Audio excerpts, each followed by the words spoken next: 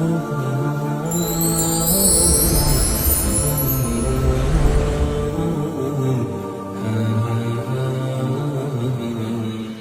اللہ الرحمن الرحیم۔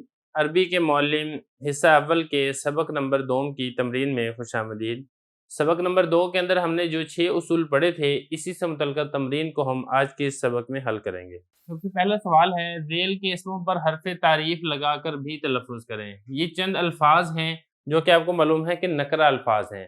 اب کرنا ہم نے یہ ہے کہ اس کے اوپر الف لام تعریف کا لگا کر اس کو معرفہ بنا دینا ہے، اور اس میں پھر ہم یہ بھی دیکھ لیں گے کہ حروف شمسیہ قمریہ میں سے کون کون سے حروف شمسیہ میں سے ہیں، کون کون سے قمریہ میں سے ہیں۔ پہلے ہے انسان، اس کو جب آپ شروع میں الف لام تعریف کا لگائیں گے تو یہ بن جائے گا الانسان۔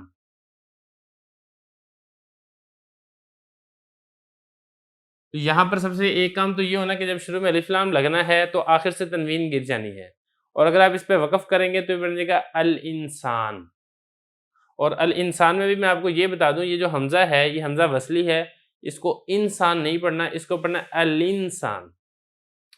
دوسرے نمبر پر ہے ثمر، ثمر پھل کو کہتے ہیں، اس کے شروع میں الف لام لگا دیں تو یہ بن جائے گا الثمر۔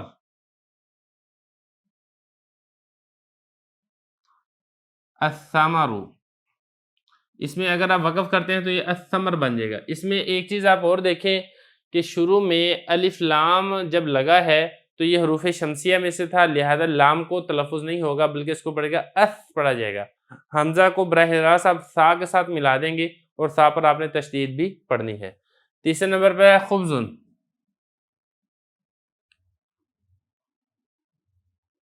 تو یہ بن جائے گا الخبز، اور وقف کریں گے تو یہ بن جائے گا الخبز۔ تو تنوین گر جائے گی شروع میں الف لام لگنے کی وجہ سے۔ رسول ان سے الرسول،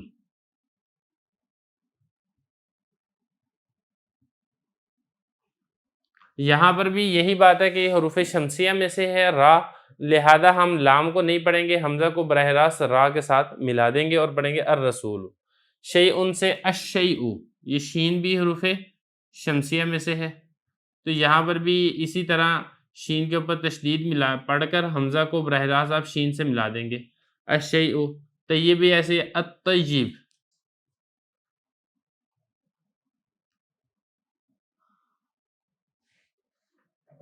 اور اسی طریقے سے الغفور سے غفور سے الغفور، جیسے اردو میں آپ کو معلوم ہے عبد الغفور نام ہوتا ہے، یہ حروف قمریہ میں سے ہے۔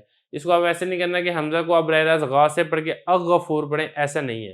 حروف قمریہ میں آپ کو پتہ ہے لام پڑھا جاتا ہے، لہذا لام پڑھا جائے گا اور یہ ہوگا الغفور۔ اسی طرح باقی بھی ایسے ہے، بیت ان سے البیت، جاہل سے الجاہل، درس ان سے الدرس۔ یہاں پر دیکھیں دال آ گیا حروف شمسیہ میں سے، لہذا یہاں پر آپ حمزہ کو دال کے ساتھ ملا دیں گے۔ زکوٰۃ ان سے الزکوٰۃ، صلاۃ ان سے الصلاۃ، ظالم ان سے الظالم، فاسق ان سے الفاسق۔ یہ فاسق ان میں سے حروف قمریہ میں سے ہے، لہذا یہاں پہ لام پڑھا جائے گا۔ یہ بھی حروف شمسیہ میں سے ہے، یہ بھی شمسیہ میں سے ہے، یہ بھی شمسیہ میں سے ہے، یہ بھی شمسیہ میں سے ہے، یہ قمریہ میں سے ہے۔ تمر ان سے التمر، حسن ان سے الحسن، ذنب ان سے الذنب، سہل ان سے السہل، ذو ان سے الذوء، عادل ان سے العادل، قبیح ان سے القبیح۔ تو یہ ہم نے ذیل کے اسماء پر حرف تعریف لگا کر تلفظ ہم نے ان تمام الفاظ کا کر لیا ہے، باقی سوال اس کے بعد میں ذکر کرتا ہوں۔ دوسرا سوال ہے، سلسلہ الفاظ کے آخر میں کوئی اعراب نہ پڑھو، یعنی یہ جو الفاظ لکھے ہوئے ہیں ان کے آخر میں آپ کو اعراب نظر آ رہا ہے، آپ نے آخر کو ساکن پڑھنا ہے۔ پڑھ لیتے ہیں۔ پہلے ہے البیت، ساکن پڑھیں گے تو ہو جائے گا البیت، تا کو ساکن کر دیں۔ دوسرا ہے الثمر، الثمر سے الثمر، را کو ساکن کر دیں۔ تیسرا ہے الصلاۃ والزکوٰۃ، دیکھیں اس کے آخر میں گول تا ہے، اور گول تا کا اصول یہ ہے کہ جب آپ اس کو ساکن پڑھتے ہیں تو آپ اس کو گول تا نہیں پڑھتے، آپ اس کو ہا پڑھتے ہیں۔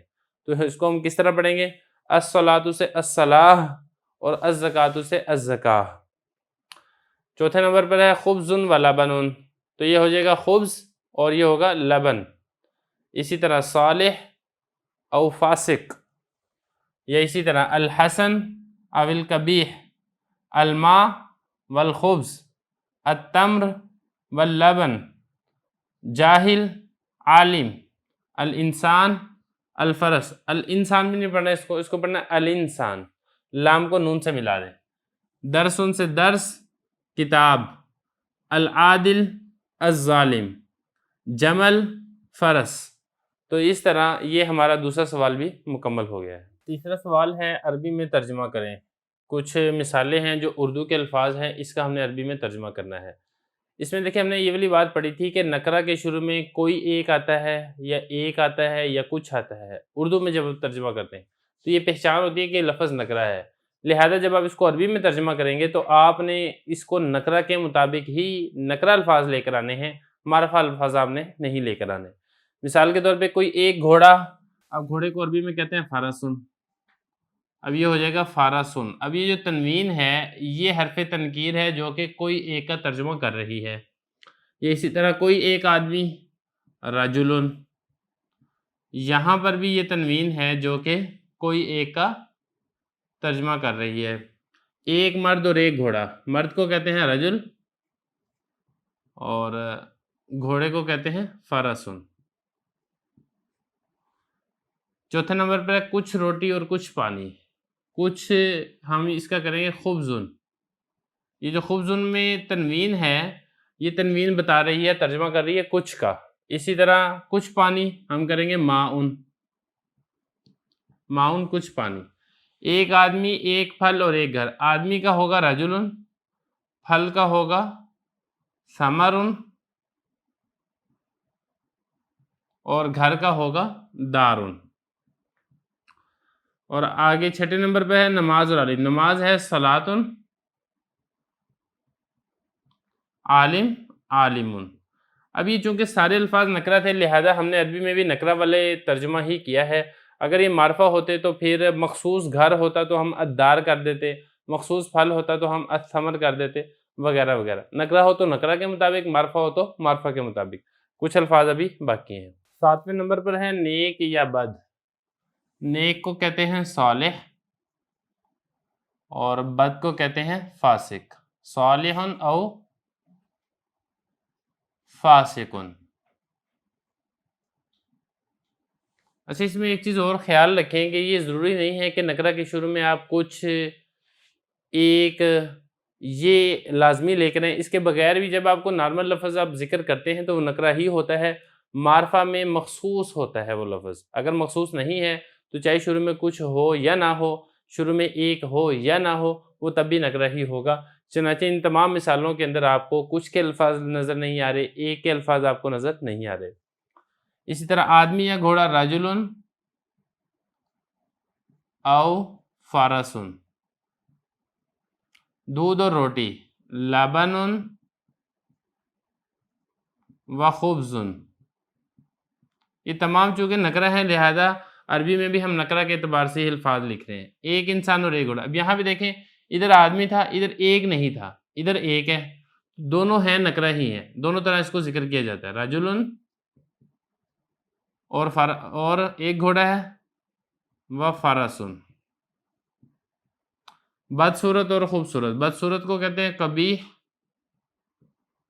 قبیحن، خوبصورت حسن یا جمیل، جو بھی آپ کو لگے آپ ذکر کر سکتے ہیں۔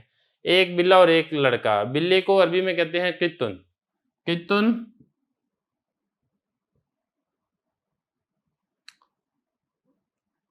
و ولدن، ولد کہتے ہیں لڑکے کو۔ چاند اور سورج، چاند کو قمر، قمرن، سورج کو شمسن۔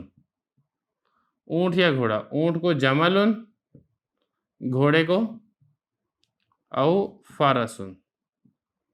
یہ کل 14 تھے، 14 کا ہم نے ترجمہ کر لیا ہے۔ اسی کے ساتھ تیسرا سوال بھی ہمارا مکمل ہو گیا ہے۔ البتہ کتاب کے اندر کچھ اور سوالات لکھے ہوئے ہیں، میں نہیں سمجھتا کہ اس کو باقاعدہ وائٹ بورڈ میں ایک ایک کر کے سمجھانے کی ضرورت ہے، میں پڑھ دیتا ہوں، جہاں پہ کوئی ضرورت پیش آئی تو میں آپ کو بتا دوں گا۔ آگے انہوں نے لکھا ہے سوالات نمبر 1، کلمے کی تعریف کرو۔ کلمہ میں نے آپ کو بتا دیا تھا، بامعنی لفظ کو کلمہ کہا جاتا ہے۔ کلمے کی کتنی قسمیں ہیں؟ کلمے کی 3 قسمیں ہیں، اسم، فعل، حرف۔ ہر ایک قسم کی تعریف کرو اور مثالیں دو۔ اسم کی بھی تعریف گزر چکی ہے، فعل کی تعریف بھی کر دی ہے، حرف کی تعریف بھی کر دی ہے۔ اسم اور فعل میں بڑا فرق کیا ہے؟ اسم اور فعل میں دیکھیں بڑا فرق ہے وہ زمانے کا، اسم کے اندر زمانہ نہیں ہوتا اور فعل کے اندر زمانہ ہوتا ہے۔ چوتھے نمبر پر ہے سوال زمانے کتنے ہیں؟ زمانے کل 3 ہیں، گزرا ہوا زمانہ ماضی، موجودہ زمانہ حال اور آئندہ زمانہ مستقبل۔ آگے ہے الفاظ ذیل میں اسم فعل اور حرف کی تمیز کرو۔ ہاں یہ تھوڑا سا سمجھنے والا ہے، وہ یہاں پہ سمجھ لیتے ہیں۔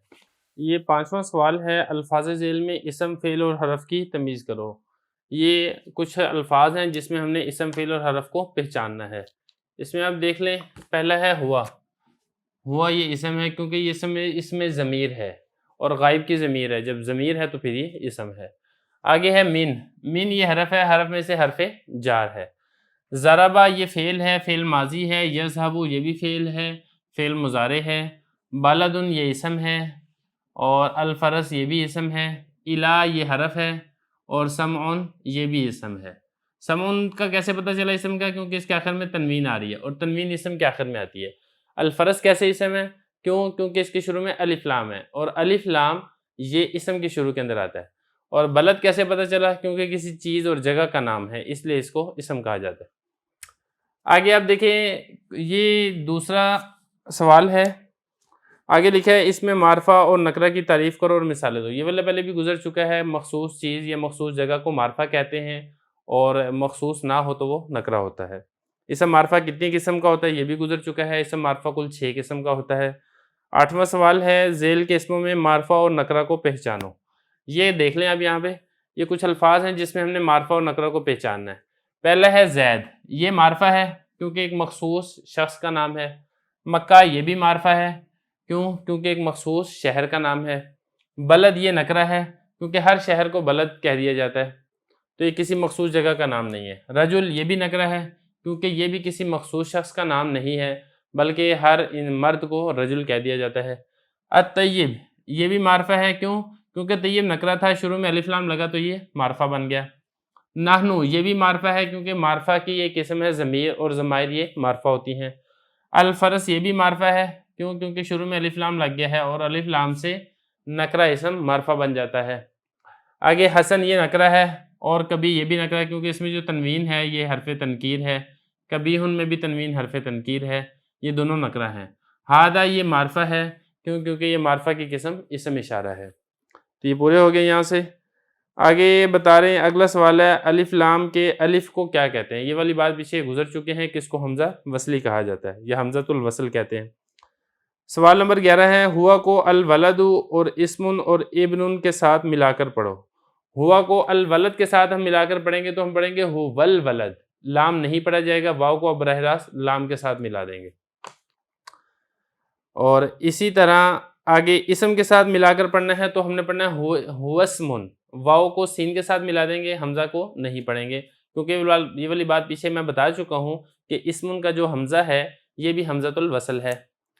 اور ابن کے ساتھ ملا کر پڑھیں، ہوا کو ابن کے ساتھ ملائیں تو یہ بنے گا ہوا بنون، حمزہ نہیں پڑھا جائے گا کیونکہ ابن کا جو حمزہ ہے یہ بھی حمزۃ الوصل ہے، درمیان میں یہ پڑھنے میں نہیں آئے گا، لکھنے میں ضرور آئے گا۔ 11 ہو گئے۔ آگے ہے 12واں سوال ہے اسم اور ابن پر الف لام داخل ہو تو کس طرح پڑھیں گے؟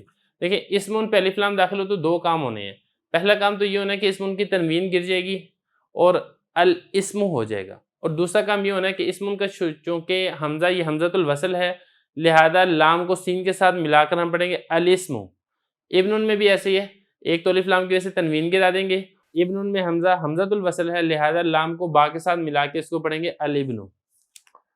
یہ 12واں سوال بھی ہو گیا۔ نون تنوین کسے کہتے ہیں؟ نون تنوین یہ میں آپ کو بتا چکا ہوں، 2 زبر 2 زیر 2 پیش کو نون تنوین کہتے ہیں۔ سوال نمبر 14 ہے تنوین والا لفظ معرب باللام کے ساتھ کس طرح ملایا جائے؟ یہ والی بات بھی پیچھے گزر چکی ہے کہ اگر تنوین والا لفظ کے بعد معرب باللام ہے تو نون تنوین کو آپ زیر دے دیں، نون کے اوپر کسرہ دے کے آپ اس کو اگلے لفظ کے ساتھ ملا کر پڑھیں۔ آگے حروف قمریہ کون سے ہیں اور حروف شمسیہ کون سے ہیں؟ یہ والی بات بھی پیچھے گزر چکی ہے، لکھا ہوا بھی ہے۔ حروف شمسیہ یہ ہیں تا، ثا، دال، دال، را، زا، سین، شین، صا، ضا، طا، ظا، لام اور نون۔ یہ کل 14 حروف شمسیہ ہیں۔ اس کے علاوہ جو باقی 15 حروف ہیں یہ حروف قمریہ ہیں۔ تو اس طرح جو ہمارا دوسرا سبق ہے وہ اپنی تمرین کے ساتھ مکمل ہو گیا ہے۔ اب اس کے بعد ہم انشاءاللہ تیسرے سبق کو شروع کریں گے۔